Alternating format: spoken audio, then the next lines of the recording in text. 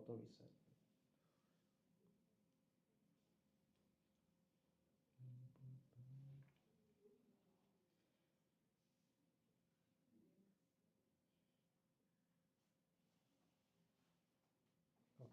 Okay. Okay. Thanks. Okay.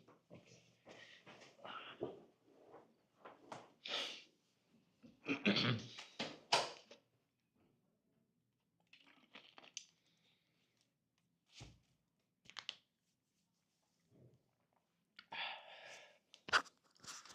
All right, welcome back, everyone. I'm teacher Nathan from Writers at Work, and this afternoon we'll be looking at the O-Level 2014 paper. Okay, so while the paper is not that recent, but the skills needed for the comprehension and that level, right, the standard of English and the techniques to answer the questions, they are still the same. And we are here to help you improve on your techniques. All right, so do join me and follow me closely along as I analyze the question and the text with you and take a look at some of the commonly tested questions and how to tackle them. All right. So today it will not be a reading session and it will not be a session where I just give you the answers. All right. I believe most of you who are in the O-level program would have already bought your 10-year series and will be, and you can answer and you can take a look at the answers that are provided there.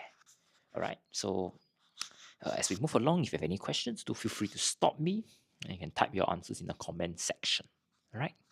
So without further ado, I want to analyze the questions first so that we know what to look out for when we are in the text. All right. So come, let's start.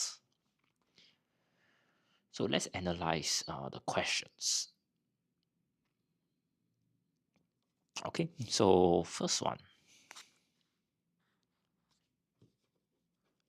Sorry, give me a moment. We are not looking at 2014 today. We are looking at 2015. Give me a moment as I pull out the correct paper. 2014.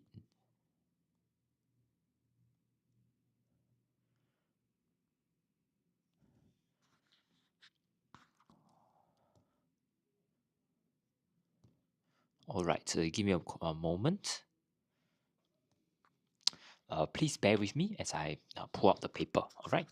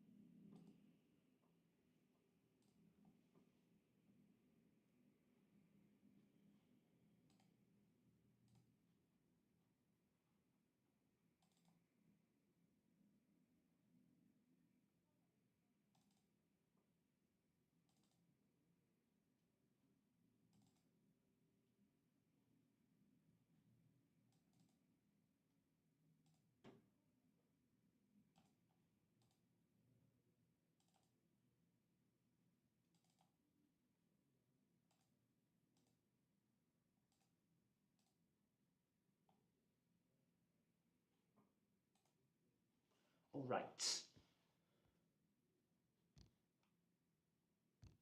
There we have it.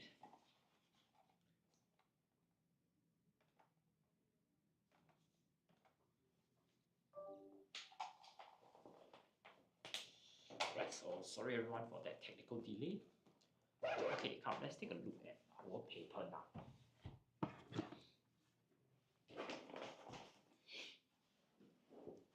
Okay, 2015. So we'll take a look at some of the questions first. Okay, so that we understand what we are looking for later in the text.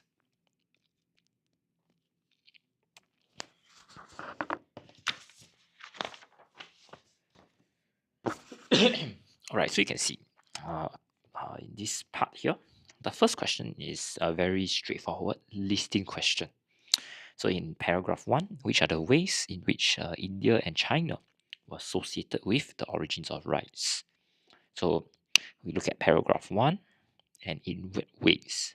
So it's a pure listing question. Okay.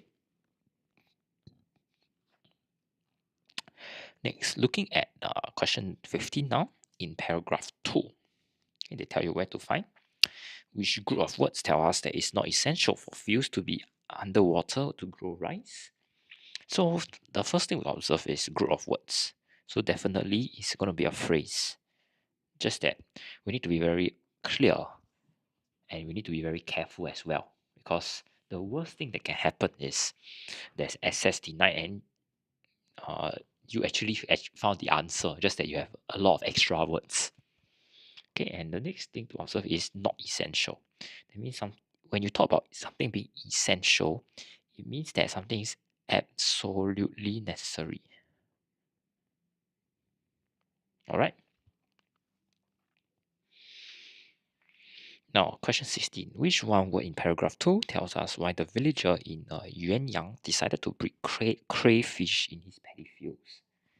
So now they have one word, so it's very clear cut. Next, they ask you for the reason. That's why there's the word why. So you need to be very clear that that one word can explain the intent of the villager. All right, so moving on. Okay, sorry, just take note this paragraph 2 as well. Now, question 17. They ask you to identify 2 problems associated with laying the rice out in the sun. So when we look at problems, we are looking at challenges or difficulties. So it must be something of a negative connotation. So for example, it is mentally exhausting.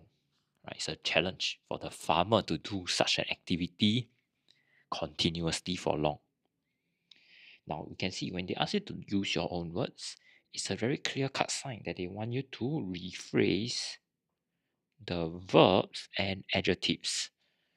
Okay, so any words that relate to action or description, you need to change them.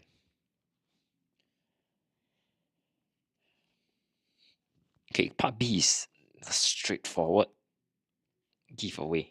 They ask you for an example of modern technology. Okay, so you just go to the text, find it, and write it down. So it's a very easily earned mark. Okay, an easily earned mark. Okay. Now moving forward, let's take a look at question 18. So Tian Yin and John are discussing something. So you can see Tian Yin talks about how there are great benefits to rice. However, you can see that John disagrees. He says that rice has brought problems too. So you can see this is a antithesis and a thesis stance. Okay, so that means we're looking at the 2 individuals with opposing viewpoints.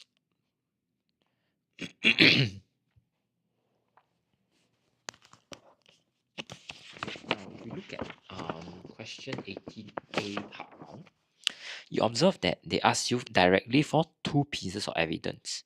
So when you observe how the question is being phrased, you more or less have an inkling of how difficult the question will be. Where they are just asking for evidence, this means that it is direct lifting. So you can just find what's in the text and put it in. Okay, and we observe it must be from paragraph 4. Now, looking at 18b, they ask you with reference to paragraph 4. Now, when you have this kind of question with reference or explain, it means that the answer is not direct. You will need to find answer followed by explaining it in your own words.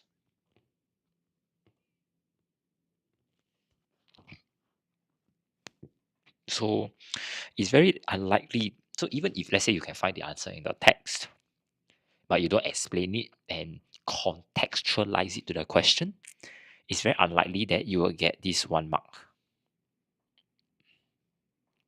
Okay.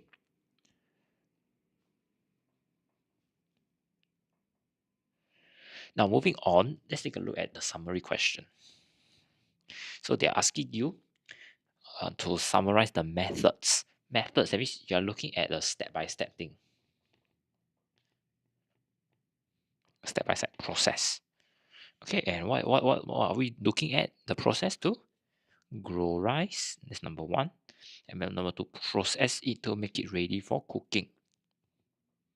Okay, so when we talk about methods, it's very broad. You can talk about the conditions needed, right? The steps taken to harvest, things like that. Okay, and they're looking at paragraph 2 and 3. All right, so this is the questions. I would say they are not really very demanding. For once, the author did not ask you about the tone, and they don't have those questions where they throw curveballs at you. Right, so I'll say this is a rather straightforward uh, um, um, comprehension in terms of the questions asked. But let's take a look at the text first. Okay, so usually it's a good practice to read the questions first, so you know where the focus is, what must you look out for. Then when you are looking at the text, you will be very objective in your reading.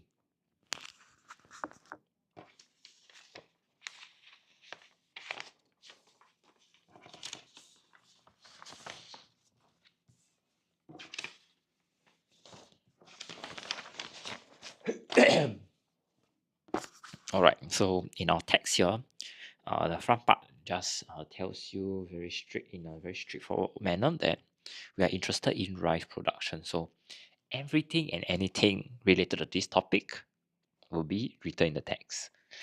Okay, so this starts with talking about how the history of a bit of history of rice, right?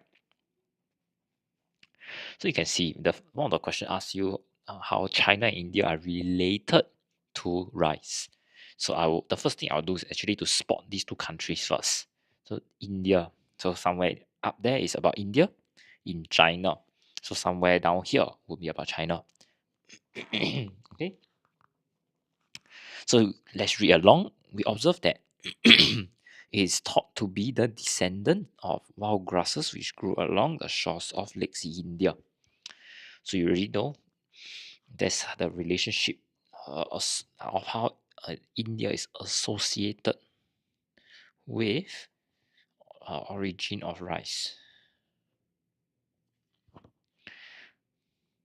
Okay, now we talk about Chinese legend. Okay, so Chinese legend doesn't mean it's associated with the country China. Okay, we talk about how certain legends are derived from the story of rice, from the formation of rice. Okay, now you can see research carried out as recently as 2012 obtained from living rice plants indicate it was China that what is the origin, and what was something noteworthy. It domesticated rice occurred around 300 BC in the Pearl Valley region. Okay, so this is how it is associated with origin of rice. Okay, so take note, when we talk about origin here, it is related to the development of rice. So we are looking at something like certain facts, certain discoveries, certain actions that were undertaken that affected how rice is being used. Okay, so we are only interested in hard truths.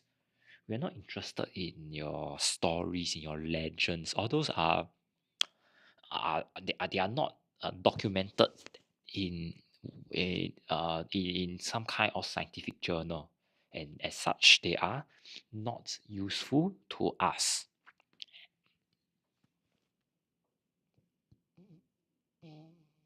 Okay, looking at paragraph 2 now, they explain how rice is being grown. All right, so you can see there are a few steps about seeds being sowed. They can thrive anywhere, but they need abundance of water and low-lying areas. Okay, you follow me as I point out a few things. Plentiful water. They need seeds need to be soaked first, and they are grown in low-lying areas. All right, and you can see although flooding is not mandatory, so mandatory here means something is compulsory. So we are not saying that flooding is like something you need to do unless if not the rice will not grow. Okay. Then we go on further to talk about how uh, there's this villager in Yuanyang, right, who had a bright idea of breeding some edible crayfish in the paddy. So the interesting thing is he described the crayfish as edible, which means that he's able to consume for food. So you need to ask yourself, so why do you think he had crayfish? So that after the crayfish grows, he's able to catch them and eat them for food. All right, you need to draw this link. Okay, and they talk about how this guy wasn't really successful, right? As you can see, the crayfish burrow in the soil and cause leakage. Okay, so after this short story, it goes back to the same process, right? About how rice should be cultivated. So they are left to grow until they have ripened in the sun. Then the paddy fields are drained. That means they remove or empty the water. Okay. Then we observe further down here, right? They there are multiple ways to dry the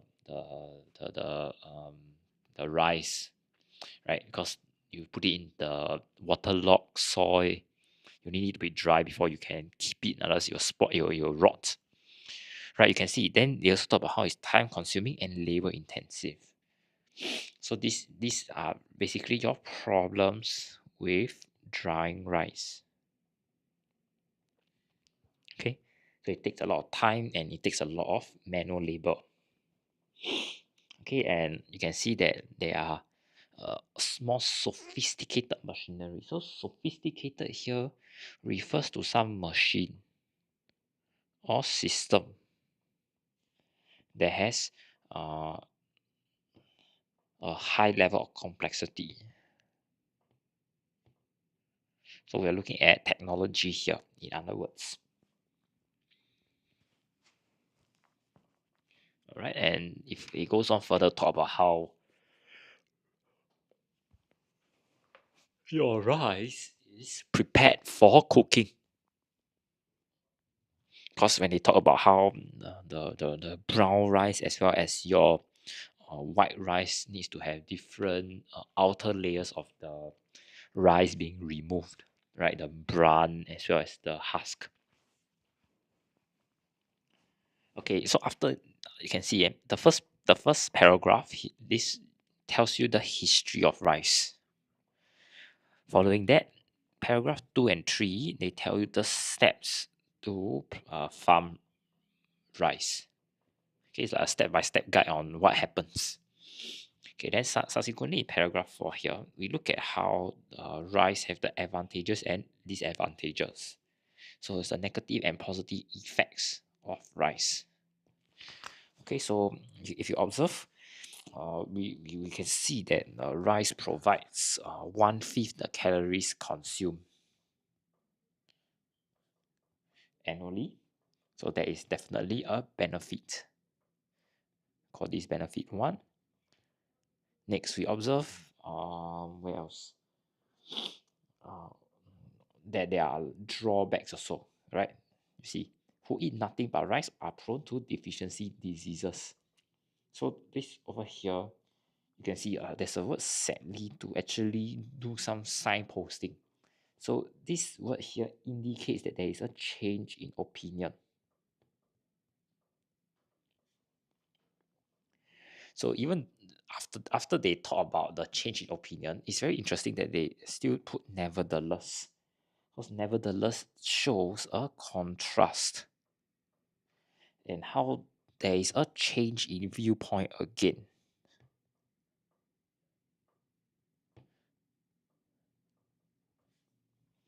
Okay, so you can see when they talk about benefit, then suddenly there's a change in viewpoint from sad to optimistic.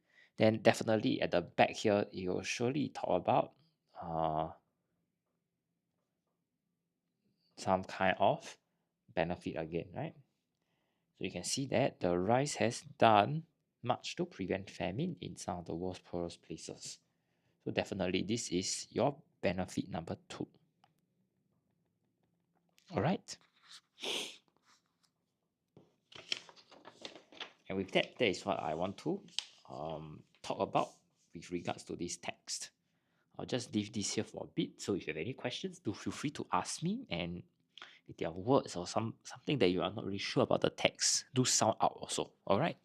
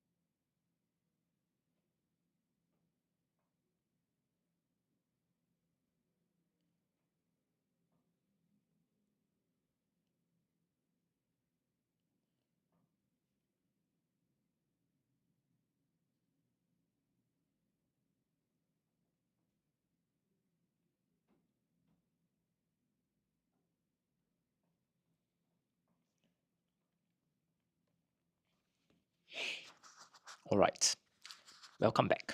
If there are no further questions, before I move on to our questions and us finding the answer, I'd just like to um, share with everybody a skill that I always use, right? When I'm doing this kind of comprehension text, right, it will be good to actually write down the big idea after each paragraph. So at least when you um, when you try to add on to the information that you have absorbed, you can kind of categorize the information. So under history, there are certain things that I need to remember. Under 2 and 3, steps of farm rice. So there are a few steps I need to remember, and you can see all these pieces of information will help you later because you already have read the question and you know that under each question I need certain pieces of info. So you can put that, you are able to draw that kind of connections with one another. You see? And after that, with these connections, you're able to find your answer more quickly, and the time that you save can be used to think about how to improve your summary writing, how to make your answers more refined. All right. So looking at our questions again, back to our questions. Okay, over here. Okay, so the first question asks you how they were associated with rice, right? India and China. And in paragraph 2, okay, we're going to do 14, 15, 16 at one go. Paragraph 2, they ask you for some words or phrase that tell you uh, the some that the fields need not be submerged in order to grow rice. Okay, and lastly, 16 asks you the reason for the villager breeding crayfish, and we need one word to sum it up, right? Okay, back to our text here. Okay, so the first question is about how, in what ways are India and China related to your rice? Okay, so as we have looked at it earlier, you can see, firstly, the rice is thought to be the descendant of wild grasses which grew along the shores of lakes in India. Okay, so you need to be very specific to highlight this thing, the place, and therefore it is part of India becomes part of the history of rice. Next, you need to highlight in China. What happened? The domestication of rice occurred. Okay, so you can see the main point is people domesticate rice. That means they grow it for food. All right. Now you can see the other parts here around 300 BC in the Pearl Valley region. Are these necessary? Well, my take here is no, because the main point is about the rice, not about the time, not about the place. Okay, so long as you mention China, it's good enough. But if you want to be more detailed to say Pearl Valley region, China also can. Okay, but the idea, the main consideration is China and India needs to be written in the answer. Okay, next in paragraph 2, they tell you that they ask you what words, the group of words that show that it is not essential for the fields to be underwater or submerged. Okay, so you can see, not essential, that means not like needed, not 100%, you must do something. So I highlighted this word just now, mandatory, so not compulsory. And you can see they talk about how flooding is not mandatory. So it's over here, um, there needs to be a replacement word for underwater because they say it's not essential for the fields to be underwater. So I think the main thing you need to have is the word mandatory and flooding. Why flooding is needed? Because I'm using this to answer the question. Okay. As such, I would be interested in these 4 words only. Okay, so let's move on. Right, the next part, right, of the question, they ask you about how or why the Chinese villager decide to breed the crayfish. And as we have talked about earlier here, is edible. So you need to think of it as the guy is breeding the crayfish because he can probably eat it after some time when the crayfish grows big enough for food. Okay, so with that, that's our three answers. So let's go back to our text. So how are India and China related? So in India, the rice is thought to be a variation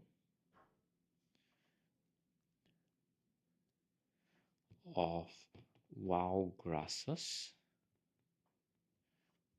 which grew along the shores of the lakes in India.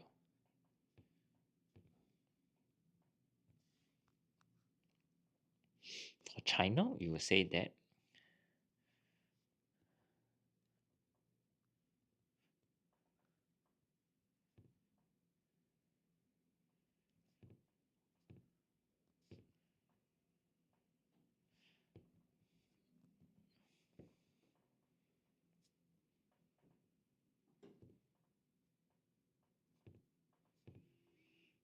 right.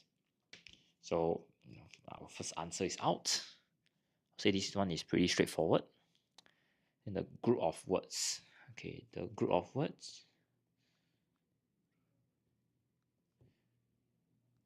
are flooding is not mandatory.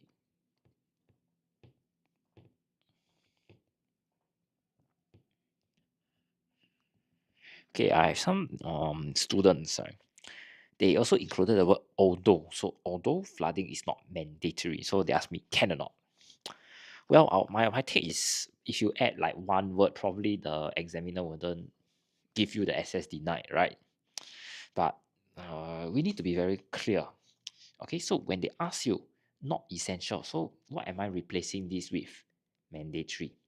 The fields to be underwater, so underwater is flooding. So the idea is your group of words here needs to replace what is stated inside the question. So long as it doesn't play a role in the word replacement, then actually we don't even need to consider them in the first place. Okay?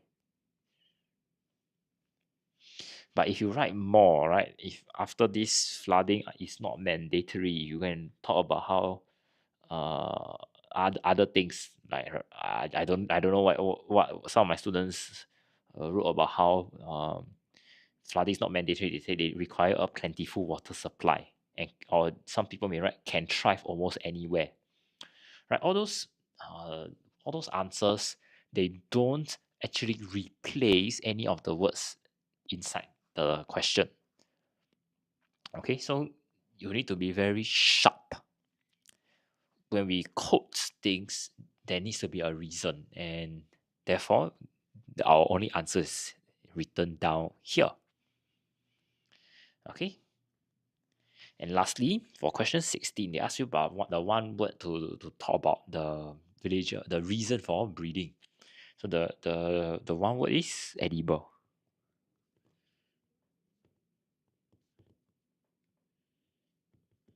Okay, it's a very straightforward question.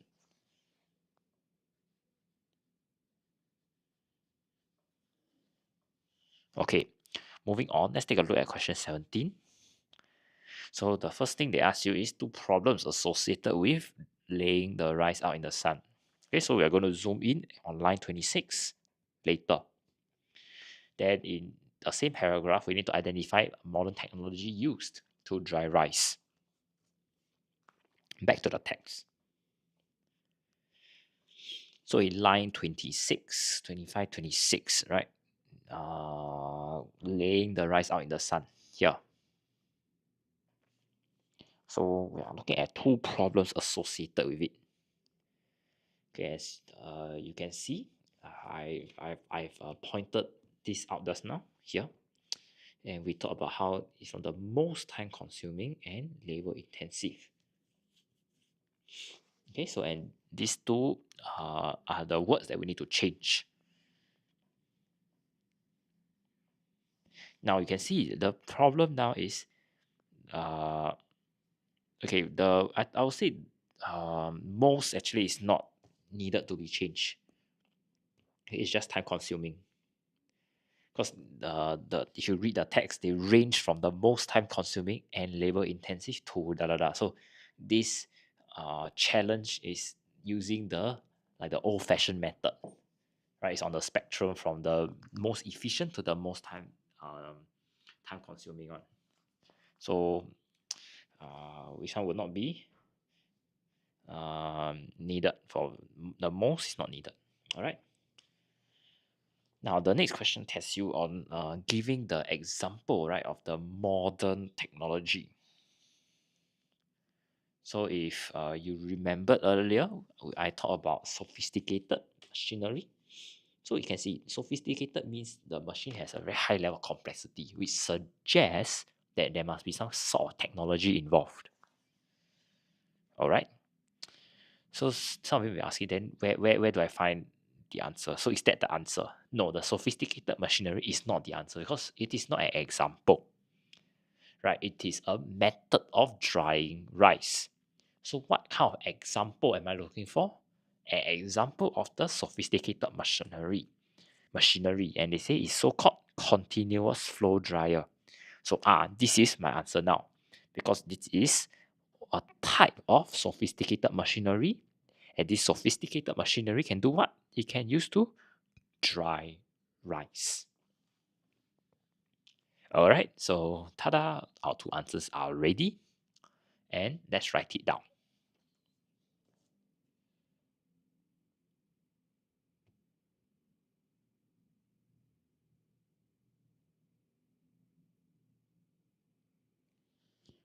So the first one is on how it's very time consuming. So the problem is it takes up a lot of the farmer's time to dry the rice. And the second problem is it's very they say it's manually what is it, labor intensive. So it means that it requires a lot of physical work.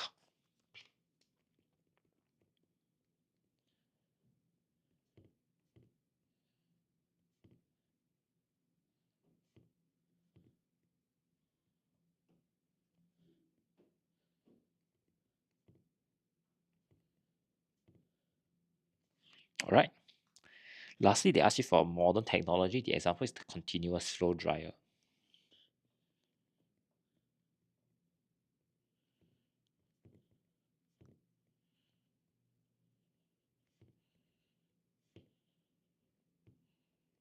All right. Yeah, so I'll say these few questions are really straightforward, and I expect my students to get full marks actually.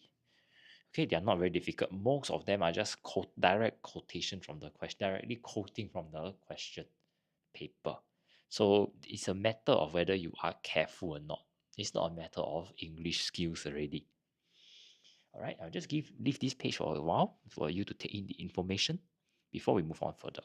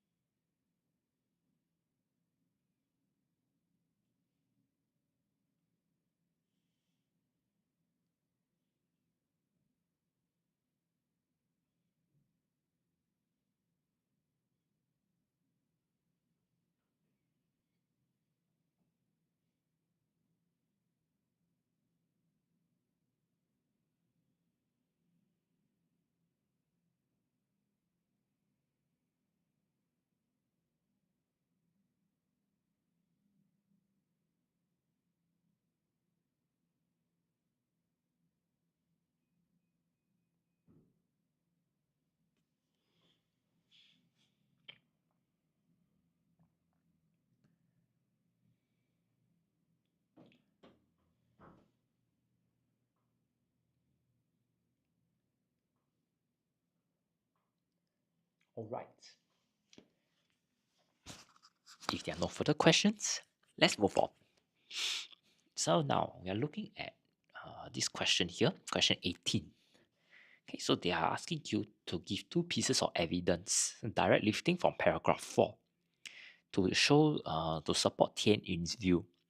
Tian Yun thinks that rice has brought a lot of benefits to mankind. All right, so looking at paragraph 4.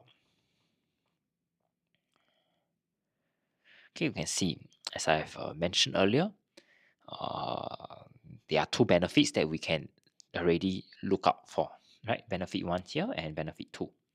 So the first benefit is how rice provides 1/5 of the calories which are consumed globally. And secondly, the rice has done much to prevent famine in some of the world's poorest places.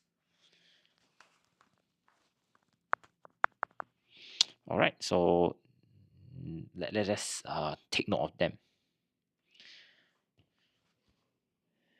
So rice has helped to prevent famine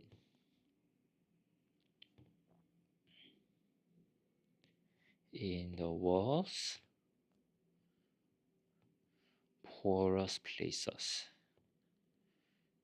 Secondly, rice provides 1/5 of the calories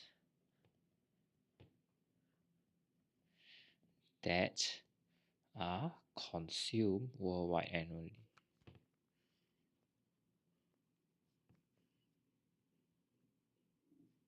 Okay.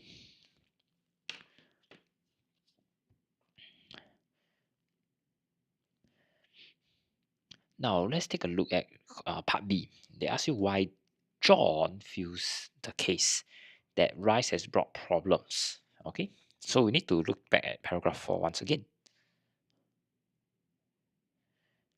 So you can see in paragraph 4, there's this part here. There's a change in opinion. Then he says sadly. And they say children who eat nothing but rice often been prone to this deficiency disease like a cowish caul. Right, and therefore you can see that that is why he disagrees that rice brings about a lot of benefits. Okay, so let's take note of that as we delve into the question.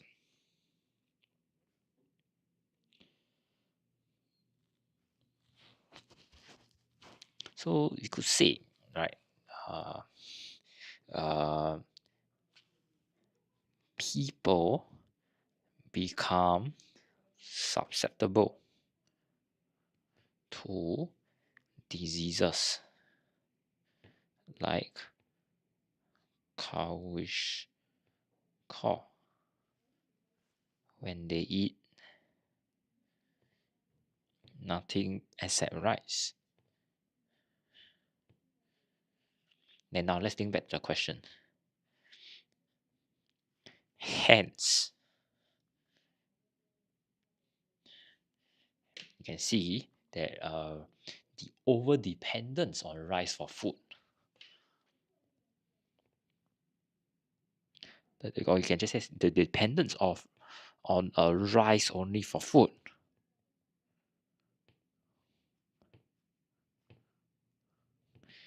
has caused problems. Okay, so this last part here, we are trying to highlight the dependence on rice only. So in this particular case, then it will cause problems because John is talking about problems here. Okay, so I quote from the paragraph the example or the consequence. After that, I share with the examiner how John's thinking will come about. That's what I mean by you answer back to the question. All right. I wouldn't say it's very difficult, but it requires a level of deliberate planning and linking back to the question. All right.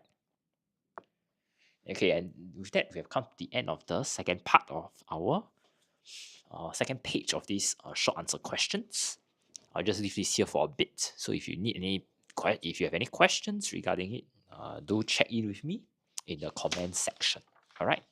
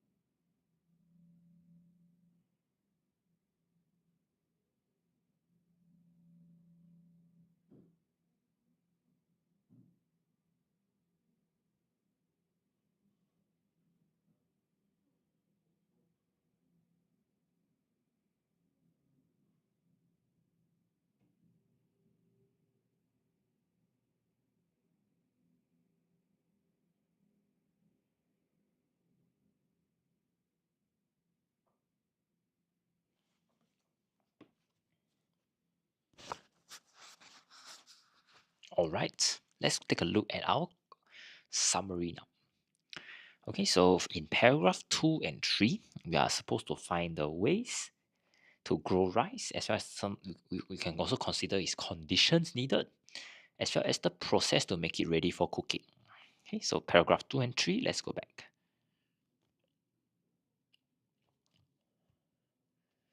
Alright, let me erase the unnecessary details first, so it'll be easier for us.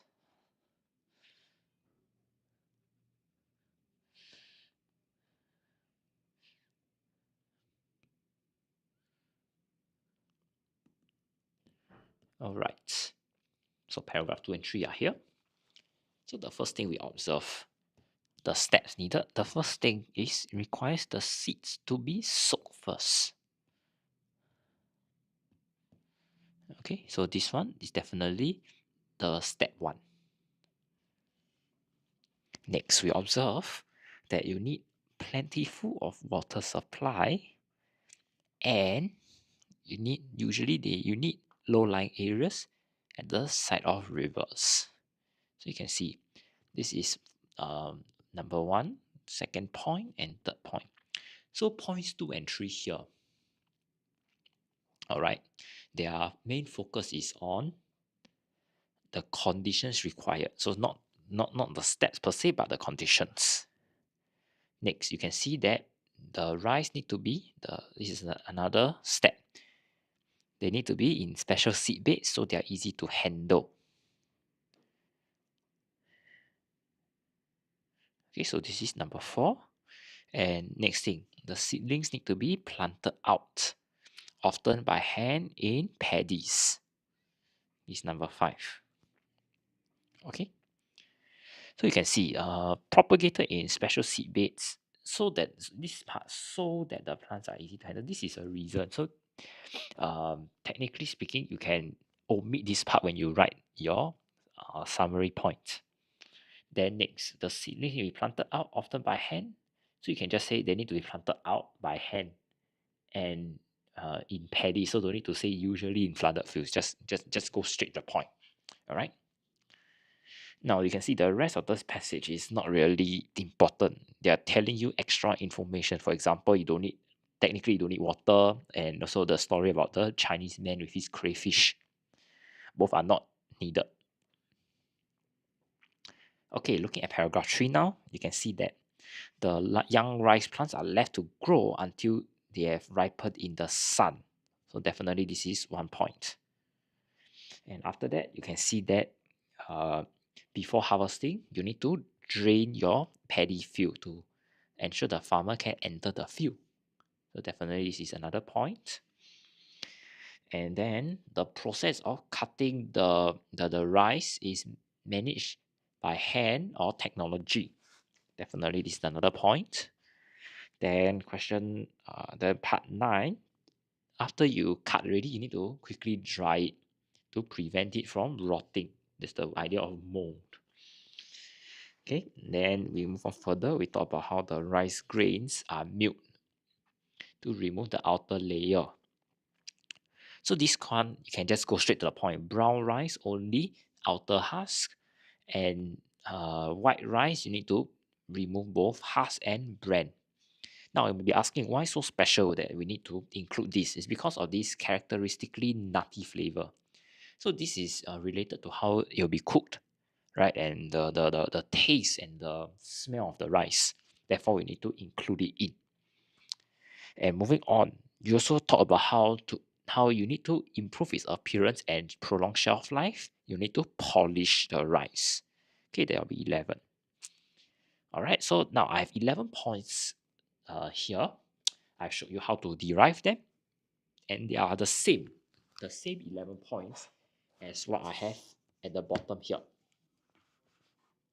Okay, here they are all labeled as what we have talked about. So what will happen is I will point out the points on my paper, and then I will write down the paraphrased answer. All right. So the first point you can see is how you need to soak the seeds. So this means that the seeds need to be immersed in water. Okay, so the idea of soak, I changed the word to immerse. Next, you need a plentiful water supply. So plentiful here is a vocabulary word. So I change it to abundant. Okay, so vocab I will be highlighting in green. Blue will be for verbs, your action words. Okay, now you can see the rice is commonly grown in low-lying areas at the side of rivers. So I say usually cultivated in low-lying areas. It's a technical term, so I don't change it adjacent to rivers. So you can see, I look at how grown. I change it to cultivate, and for where's the word, at the side of rivers, the location. You are trying to describe where to grow it, right? I will change it to adjacent. Okay, so these two are considered vocabulary words. Sorry, adjacent is the vocabulary word. Cultivate, the act of growing, is a verb. Okay, so before I go on further, I just write down. So this is all your adjectives, and all these are your verbs. Okay. Okay, number 4, you can see the seed beds are propagated in special seed beds for easy handling. Okay, so I will say that they are grown in seed beds. Okay, then the back is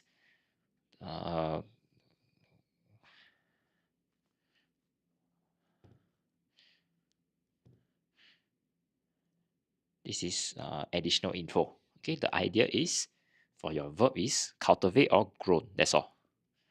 Okay, so easier they are for question. This is number 4, right? Easy to handle. Easy, I just change it to simple. Handle, the act of handling, I change it to manage. All right.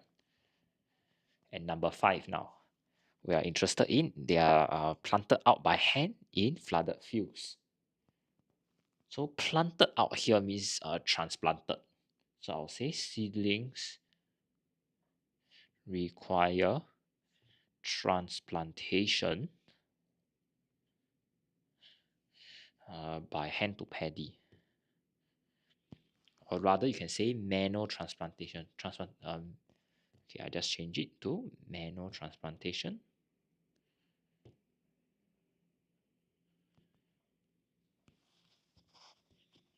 To paddies.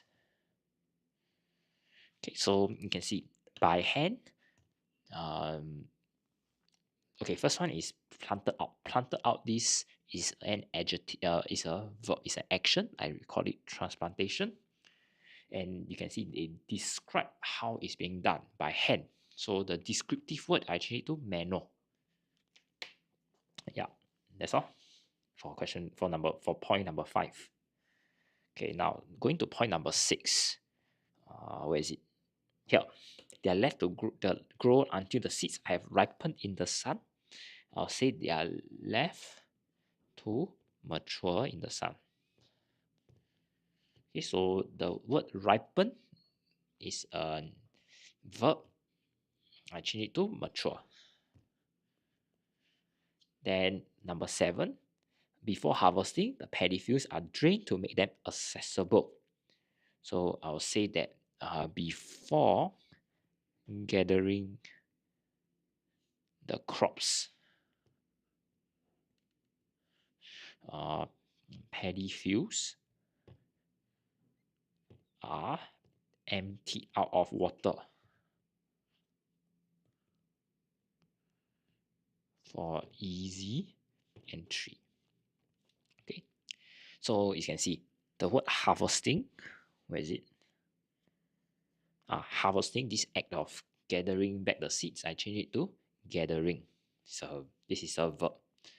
Okay, and you can see the paddy fields are drain to make them accessible. So drain here, this act of removing water, I say they are empty out of water to make them accessible. So you're describing the field to be accessible. I call it easy entry. All right. Okay, moving on. Number 8. They are the process of cutting is done by hand or with sickles or mechanically. So I will say that the cutting by manual or mechanical means. Okay, so by hand, this adjective, I'll change it to manual. Okay, mechanical, you can say by with technological means, but I will rather use the word mechanical because we are looking at using machines to do the job. Okay, so I don't want to dilute the meaning, so we will keep this technical word.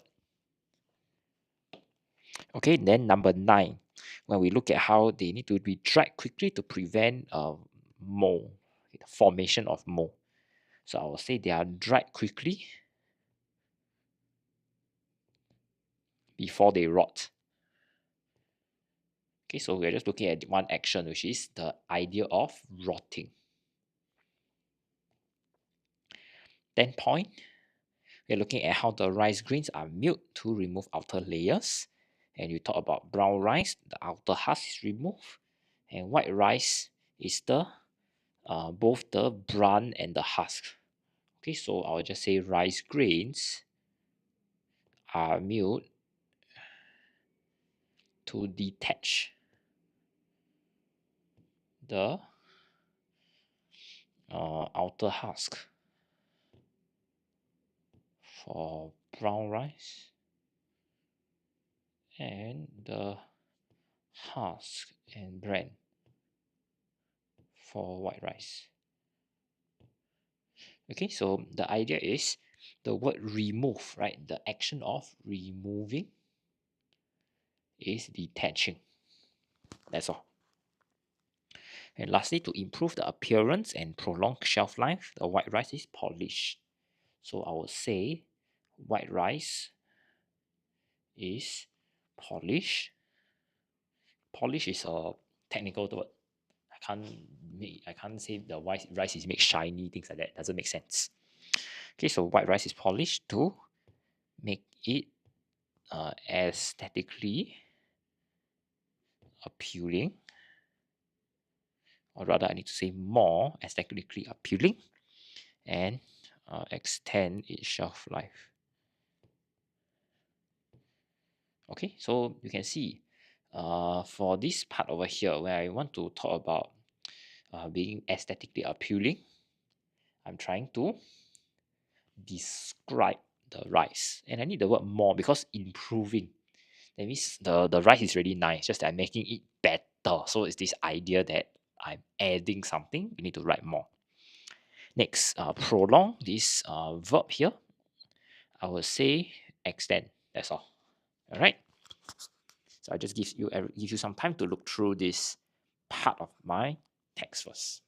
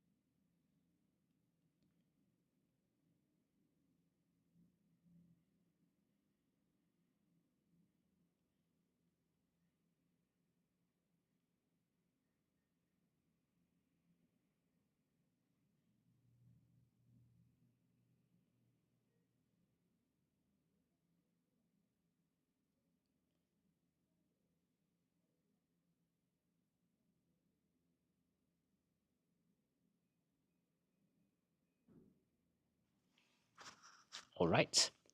If there are no further questions, okay, I'm only P5. No, we are looking at secondary school work here, okay? Our friend Evan, as I've mentioned earlier. So we are coming to the end of this live soon. So I just like to, I hope everyone is able to follow thus far. Just like to remind everyone, when it comes to summary, there are two ways that we can change our words. Either a one-for-one replacement. For example, if I want to change soaked, I just say immerse. Right, one-for-one replacement. If you don't have the vocabulary bank to do this, you can use a few more words to explain. So, for example, improve appearance. I just say make it more aesthetically appealing. Okay, you spend a few more words to explain it to get your that mark. All right. I would say the idea here isn't for me to do take you step by step through a summary. I believe most of you are more capable to do so. However, what I'm sharing here are the skills needed and the points that you can use. So, as a discerning student, I'll encourage you to choose the 8 shortest point to combine them together, and you have 80 words inside your summary. All right.